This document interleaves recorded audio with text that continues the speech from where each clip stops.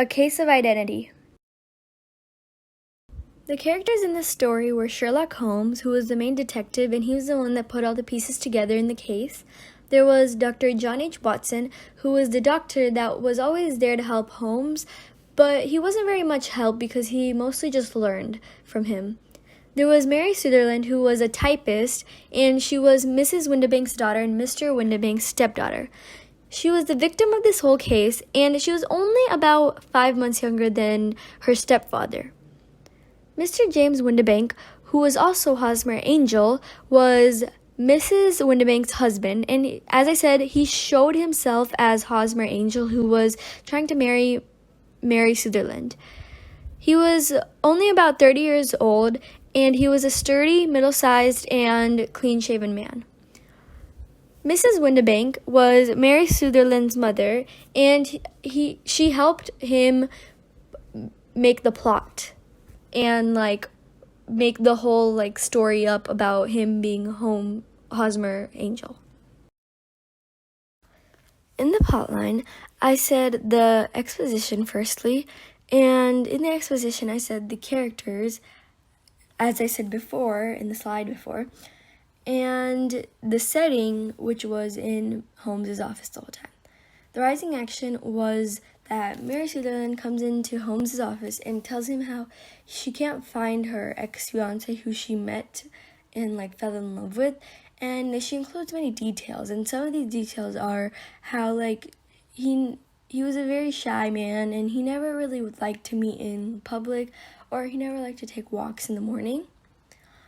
And Holmes confirms to her that he will find out where he went, and then Mary leaves. Then Mrs. Sutherland's stepfather, Mr. Windibank, comes in and tells Holmes how he told her not to go to the police because he said that no one would ever be able to find out. And Holmes said that he would be able to find out, and Mr. Windibank tells Holmes that he can't find out because it's just a case like that.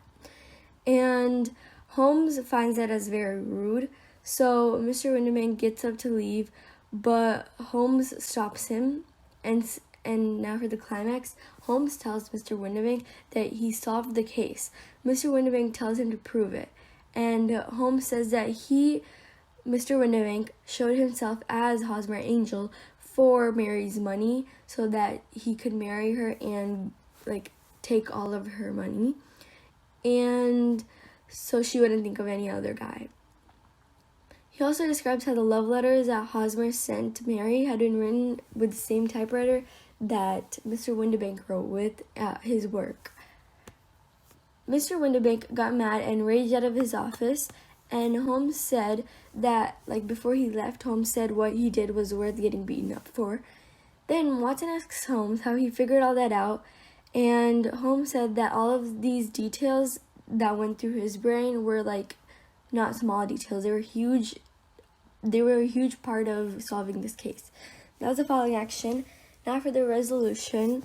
Watson asks Holmes what they're going to tell Mary, and Holmes says that they're not because Mary would never believe them that her stepfather was Hosmer Angel. The 5 short story elements I chose was irony, tone, theme, narrator and point of view, and foreshadowing. For irony, I said that Mary's stepfather, Mr. Windibank, was and ended up being Hosmer Angel. And for tone, I said that Holmes said, "The law cannot, as you say, touch you," said Holmes, unlocking and throwing open the door, "yet there never was a man who deserved punishment more." Holmes, in this situation, was very angry because he did this all for greed, and so he was angry. The theme is that you can never trust anyone because they can end up being your enemy when they were your friend. For the narrator and point of view, the narrator was Dr. Watson, and the point of view was in first person. For foreshadowing, Mary says that Mr. Windibank draws my interest every quarter and pays it over to my mother, and I find that I can do pretty well with what I earn at typewriting. He was already taking her money, and he was already greedy, as we've seen. So what other lead do we need to prove that he's Hosmer Angel because he was greedy already? 5 forensic elements I found were that Holmes figures out that Mary is a typist by saying, "Do you not find," he said, "that with your short sight it is a little trying to do so much typewriting?" Mary was really confused after hearing this because she was like, how did he know that she was a typewriter? But Holmes figured out by his deductive skills. Holmes also uses deductive skills to figure out that Mary was in a hurry before she came to his office. And something else he figured out was that in both the Hosmer's letter and Mr. Windibank's letter from work, they both had some slurring of the E and a light defect in the tail of the R. So, which was from one typewriter. And so Holmes concluded that both of the letters were written from the same typewriter. Holmes also noticed that the two men were never together at the same place, as Mary said, which gave a stronger lead to the case, because if they were never together, then there's no one can prove that they aren't one person.